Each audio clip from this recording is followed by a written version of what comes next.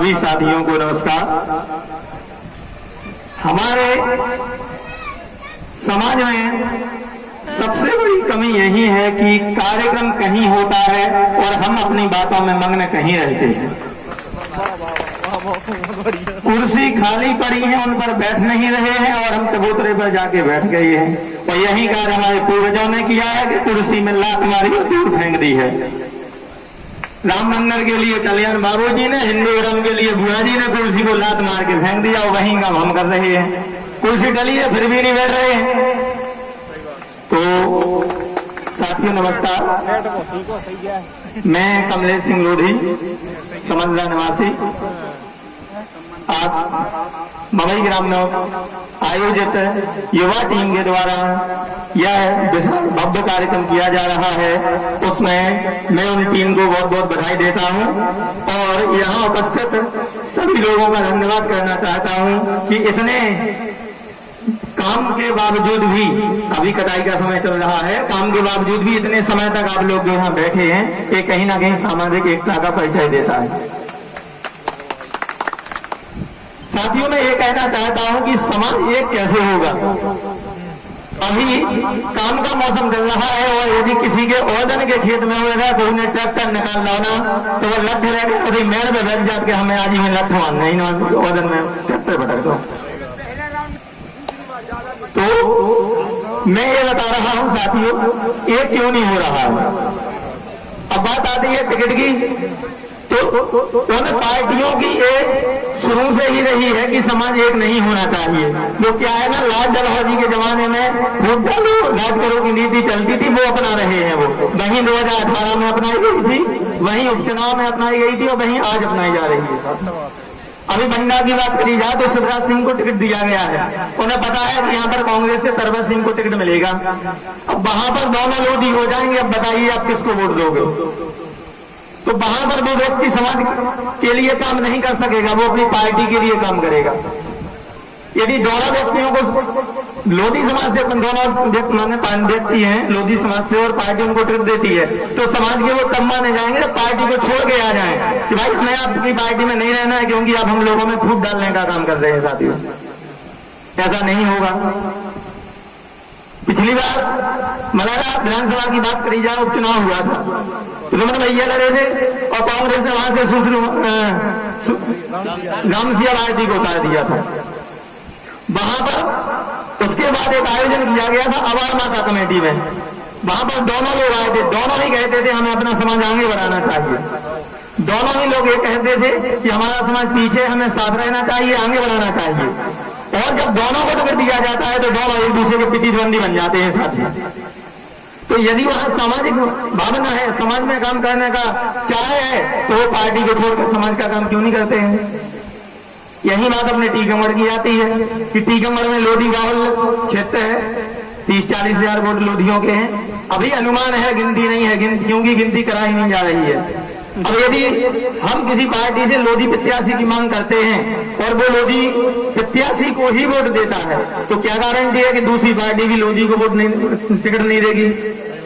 और जब दोनों लोधी हो जाएंगे तो उस समय सोचिए हम किसका चयन करेंगे।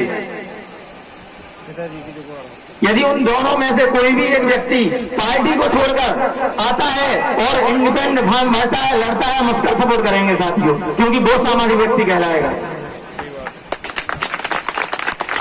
क्योंकि शुरुआत से ही समाज को तोड़ने का काम किया जा रहा है और हम ये बात समझ नहीं रहे हैं।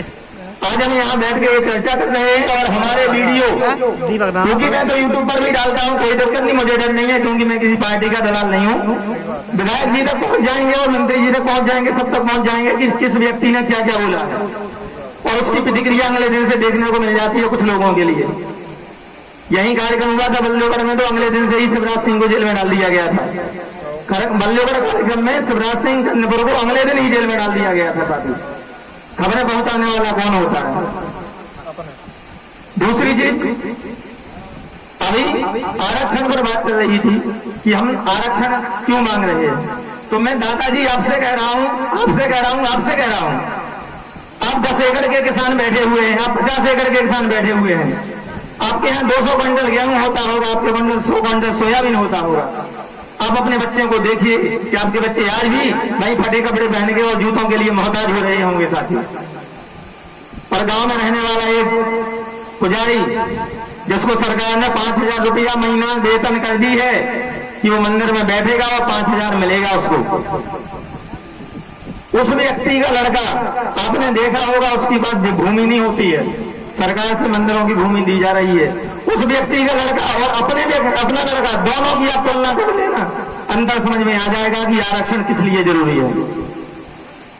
आज महिला जो आरक्षण बिल पास हुआ उसमें ओबीसी को आरक्षण नहीं दिया गया, उसमें 33% महिलाओं को आरक्षण दिया गया। तो जो अभी भी एमपी और एमएलए है उनकी ही पत्नियों को वो टिकट मिलने वाली है, ओबीसी को नहीं मिलने वाली है।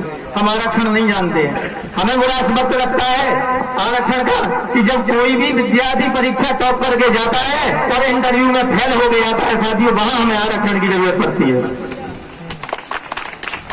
हमारे क्षेत्र में या बोले हमारे लोगों में बहुत से ऐसे लोग हैं जो जैसे कि बहुत से अन्य क्षेत्र में मीडिया है या स्वास्थ्य है या फिर बोला जाए क्रिकेट है, खेल है, सभी में आगे बढ़ते हैं साथियों। लेकिन आरक्षण की कमी उस वक्त होती है जब अपन को पता चलता है कि अमित शाह का लड़का जैसा क्रिकेट एसोसिएशन का अध्यक्ष बन जाता है जिसको क्रिकेट के बारे में ABCD नहीं आती है साथियों। लेकिन आरक्षण की बात नहीं करेंगे। आज आप देख लीजिए केंद्रीय सचिवालय प्रधानमंत्री ऑफिस में जितने भी सचिव IAS बैठे हुए हैं उसमें 0 हैं, ओबीसी कैंडिडेट जो है वो 0 है। अभी राहुल गांधी का बयान आता है, संसद में बोल रहे होते हैं कि जितने भी IAS बने हुए हैं उसमें ओबीसी के कितने हैं, पिछड़ा वर्ग के कितने हैं, उनने बोला 3 हैं। अरे उनने ये क्यों नहीं बताया कि सवर्णों के कितने हैं जो कि 97 बैठे हुए हैं वहां पर साथियों। इसलिए ओबीसी आरक्षण की जरूरत है। हमारे गांव में लोग कहते हैं कि आप लोग पढ़ते नहीं हो इसलिए आपकी जॉब नहीं लग रही है। अरे पढ़ाई तो हम करते हैं लेकिन 100 जगह निकलती है तो उसमें से 14 मिलती है केवल हम लोगों के लिए, और उसमें लोधी, राय, कुशवाहा, पटेल, काशी सब लोग आते हैं। अब आप जानते हैं कि हर एक गांव में पिछड़ा वर्ग सबसे ज्यादा है तो उनको जगह भी ज्यादा मिलनी चाहिए। 100 जगह निकलती है तो 14 मिलता पिछड़ा वर्ग को, पिछड़ा वर्ग में है अनगिनत जातियां, और वो 3% जो लोग हैं उनको 10% का EWS दिया गया है। मतलब कि 100 जगह में से 10 जगह उनकी फिक्स हैं, उन्हें मिल रही हैं जिनके गरीबी रेखा के कार्ड हैं सवर्णों में। अपन अपने BPL नहीं बनवा पा रहे, वो EWS बना रहे हैं। दूसरी चीज साथियों, शिक्षा की बात करें, शिक्षा के क्षेत्र में हम पीछे क्यों हो रहे हैं। यहां पर बैठे जितने भी लोग हैं मैं पूछना चाहूंगा, आप बताओ मामा जी, आपके दादाजी पढ़े लिखे थे कि नहीं पढ़े थे? पढ़े थे। आप बताओ भैया, आपके दादाजी पढ़े थे?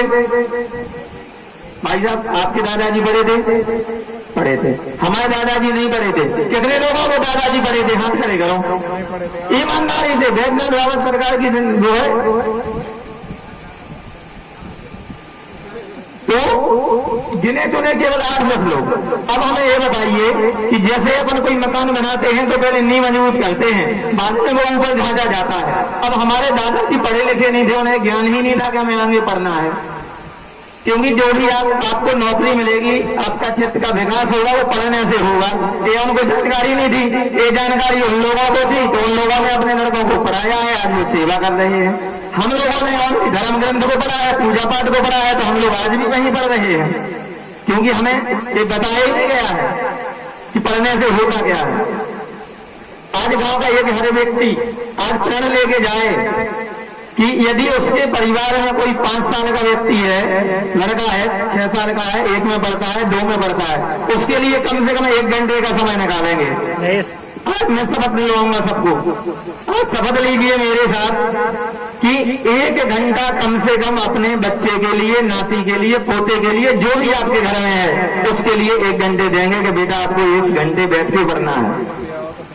आपका 1 घंटा उसका भविष्य बदल सकता है, क्योंकि मैं हूं, मुझे कोई मार्गदर्शन करने वाला नहीं था कि आगे कहां जाना है। हम लोग जो युवा पीढ़ी बैठी हुई है इनको कोई भी गाइड करने वाला नहीं था कि हम लोगों को कहां जाना है, इसलिए हम लोग पीछे हैं। प्रतिभा हमारे लोगों में निखार के भरी हुई है, लेकिन क्या है ना कि यदि जैसे पानी डालते हैं ना अपन खेत में, तो जैसे एक दिन मैं पानी डालने गया खेत में, तो मुझे पता ही नहीं था कि पानी नीचे से ऊपर जाएगा, तो कैसे कैसे अपन को करना है कि ऊपर से नीचे आएगा, क्योंकि जब तक उसको सही दिशा नहीं दो खेत में पानी सीधे दूसरे के खेत में चला जाएगा, अपने खेत में नहीं जाता। और यही हम लोग कर रहे हैं कि हमें शिक्षा की सही जानकारी ही नहीं पता है कि हमें कहाँ जाना है। हमें इतना पता है कि 10 कर लिया, 12 करना है बस। अब 10 के बाद पता है 5 विषय होते हैं, 5 या 50 विषय होते हैं। अपने यहाँ अधिकतम 4-5 विषय चलते हैं। एक कोई बायोलॉजी कहलाता है, मैथ, आर्ट्स, साइंस, कॉमर्स और एग्रीकल्चर, ये विषय अपने यहाँ मेन है। अब किसी को ये पता ही नहीं है कि मीडिया भी कोई कोर्स है, पत्रकारिता करना भी कोई कोर्स है, ये किसी को पता नहीं है। जबकि जो मीडिया है वो भारतीय अर्थव्यवस्था का चौथा स्तंभ कहा जाता है। आज हम कहते हैं कि अपने गांव में सर्वे वाले आते हैं, अभी हर एक व्हाट्सएप ग्रुप में एक सर्वे घूम रहा है कि टीकमगढ़ विधानसभा से किसको टिकट मिलना चाहिए या किसको लोग पसंद करते हैं। ये किसके द्वारा चलाया जा रहा है? ये उन्हीं लोगों के द्वारा चलाया जा रहा है जो कि वो चौथा स्तंभ है, वो है पत्रकारिता का। जितने भी रिपोर्टर हैं, पत्रकार हैं, वो ही ये खबर चला रहे हैं। और आज हम प्रसन्न हो जाते हैं देखकर, अरे राकेश गिरी को 52% लोग पसंद करते हैं, अरे तिवारी जी को भी 42% लोग पसंद करते हैं। वहां लोधी का तो नाम ही नहीं होता है, क्योंकि वो बनाने वाले ही वो है। लोधी वहां बैठा ही नहीं है, तो वो लोधी का नाम कहां से आएगा? कहीं पर भी किसी भी मीडिया में कोई भी लोधी नहीं है, पूरा का पूरा 100% ब्राह्मणवाद बैठा हुआ है वहां पर। अब आप बात करते हैं कांग्रेस की कि कांग्रेस में ब्राह्मणवाद कम है। अरे भाई, कांग्रेस बनाने वाले ही ब्राह्मण थे। चटाई जी, बनाई जी, मुखाई जी, 3 पंडित थे जिन्होंने 1885 में अंग्रेजों के साथ मिलकर कांग्रेस बनाई थी, ताकि ब्राह्मणों का वर्चस्व भारत में बना रहे। जो शिक्षा का स्तर है अपने समाज में कम है, शिक्षा का स्तर जो अपने समाज में कम है, तो वो केवल और केवल किसकी वजह से है? अपने बुजुर्ग लोगों की वजह से है। क्योंकि कहीं ना कहीं उनको भी ये लगता है कि हमने अपने 5 लड़का पढ़ा रहे थे, नौकरी हमारे एक लड़कन की नहीं लगी, तो ई वजह से भी आगे गत के धन दो पड़े से कछु नहीं होना। लेकिन उनको सही अर्थ नहीं पता है कि हमारी नौकरी कैसे नहीं लगी। अभी हाल ही में बैग 3 की भर्ती हुई है। लखनलाल राजपूत जी टीचर हैं अजनौर में, उनके लड़के विष्णुकांत लोधी का चयन हो गया था वर्ग 3 में, लिस्ट में नाम आ गया था। और लिस्ट में नाम आने से उनके घर में खुशी का माहौल भी था। अब 2 दिन बाद पता चला कि हाई कोर्ट में याचिका लगा दी गई है कि पिछड़ा वर्ग को 27% आरक्षण न दिया जाए, मतलब 13% का होल्ड कर दिया गया है सरकार के द्वारा। जो आपकी मुख्यमंत्री बीजेपी की सरकार है, इसके द्वारा 13% को होल्ड कर दिया गया है। अब आप ये समझिए कि 13% में करीब 2000 पिछड़ा वर्ग के लोगों का नुकसान हो गया है। और उस 2000 में ज्यादा नहीं कहेंगे तो 100 तो लोधी होंगे, तो 100 लोधियों का नुकसान हुआ ना। जब कहते हैं कि अपने ऊपर बीतती है तब पता चलता है।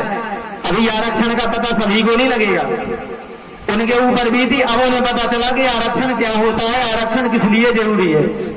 आरक्षण का जब पता चलता है, जब अपन देखते हैं कि सुप्रीम कोर्ट में अभी तक 23-24 जज बन चुके हैं, आज तक एक भी ओबीसी से जज वहां पर नहीं पहुंचा है, एक जब पता चलता है कि ये आरक्षण है। साथी, कॉलेजियम सिस्टम चलता है, और कॉलेजियम सिस्टम में जो सदस्य होते हैं उनको राष्ट्रपति की अनुमति लेनी होती है जज की नियुक्ति के लिए। लेकिन इन मनुवादियों की सरकारों ने एक ऐसा ढांचा बना लिया है कि अब राष्ट्रपति से अनुमति लेने की इन्हें जरूरत नहीं है। ये आपस में फैसला कर लेते हैं कि हमें इसको बनाना है तो उसी को बना देते हैं, उस पर कोई विरोध नहीं कर सकता है, उस पर कोई आपत्ति नहीं लगा सकता है। एक कॉलेजियम सिस्टम है, इसको भी समझना होगा साथियों। दूसरी चीज हम तो यही कहना चाहेंगे कि राजनीतिक माहौल चल रहा है, वोट आप किसी को भी दीजिए, लेकिन क्या उस एक वचन पत्र की क्या गारंटी है कि जो वो बोल देगा उसको पूरा करेगा? क्या गारंटी है क्या? अब भाई 5 साल पहले छतरपुर में मेडिकल कॉलेज की घोषणा हुई थी, क्या अभी तक हो पाई है? अपने यहाँ भी मेडिकल कॉलेज का भूमि पूजन हो गया, 5 साल निकल जाएंगे, 10 साल निकल जाएंगे, कुछ नहीं होने वाला। तो हम कैसे पता करेंगे कि ये व्यक्ति करेगा? अब माननीय विधायक जी कहते हैं हमें लोधियों ने बनाया है, लोधी हैं तो हम हैं, हम नहीं हैं। अब 3 साल से मेरे के जमीन का टुकड़ा दान नहीं कर पा रहे हैं और उसके ऊपर दुनिया भर की बातें करते रहते हैं। अरे देने वालों की मंशा होती है तो बहाने नहीं ढूंढते हैं कि आपका ट्रस्ट नहीं बना है, संगठन नहीं बना है, आप वाघा माता ट्रस्ट के नाम कर दीजिए ना, अखिलवादी लोधी साधु जो महासभा चलती है उसके नाम कर दीजिए। लेकिन जिसकी देने की इच्छा नहीं होती है वो नहीं देता। कांग्रेसियों की बात करी जाए, माननीय दादाजी हमारे तक गए आए थे 20 साल पहले कि हम तुम्हारे धर्मशाला बनवा दें, आज तक उनने धर्मशाला नहीं बनवाई। साथियों, दादा की कहानी है। इसलिए मैं बता रहा हूं कि जो सत्य है उसको स्वीकारिए और जो अपनी विचारधारा पे चलिए उसको आगे बढ़ाइए, क्योंकि कोई किसी का नहीं होता है। जिस दिन बन के ऊपर केस लगता है, अपन में से 20,000 रुपया निकाल के थाने वाले को देने, जब छूट ना तो नेतन की चलन ना कोई की नहीं चलत, ठीक है ना। तो साथियों, आपसी रंजिश के चलते, आपसी मनमुटाव के चलते इतना मत भूल जाना कि ये हमारा लोधी भाई है। सभी लोधी भाई आपस में मिलकर रहना, मैं यही आपसे कोशिश निवेदन करता हूं। और सही को पहचानिए, मैं यही कहता हूं कि सही को पहचानिए, क्योंकि बच्चा जब तक रोता नहीं है तो माँ भी दूध नहीं पिलाती है। मैं तो कहना चाहूंगा, एक बार जोरदार नारा हो जाए, जय जय अवंती, जय जय अवंती, जय जय अवंती, जय जय अवंती, जय जय अवंती, जय जय अवंती।